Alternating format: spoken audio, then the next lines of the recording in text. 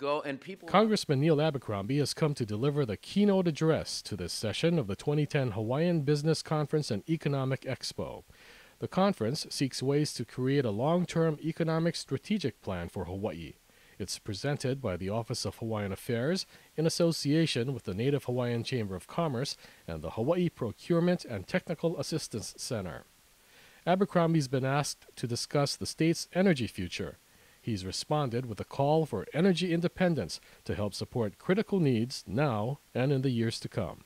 I think if there's one message to come out of this conference, if there's one message that we all have to agree upon that we already know, is we're exporting billions of dollars a year. Not millions or tens of millions or even hundreds of millions, but billions of dollars a year to go overseas to finance things like snow palaces in Dubai.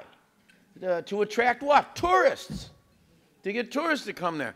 If we continue to send billions of dollars out of Hawaii, never to return, how can we expect to finance our own recovery? How can we expect to have money to invest in our own people?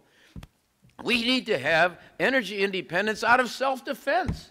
We need to become evangelists, in other words, for saying energy independence is the key to economic and social investment in our own people for the future. We bring net money back into Hawaii. I'm not saying that if we get energy independence, it's necessarily going to be cheaper, it's necessarily going to save money. It might even cost us a little more. But we'd be investing in ourselves and our own people and keeping the money here, and that'll have an exponential effect. It'll have a multiplier effect in the community itself, which then spreads out into food sovereignty. It spreads out into the kind of training that we need for our young people.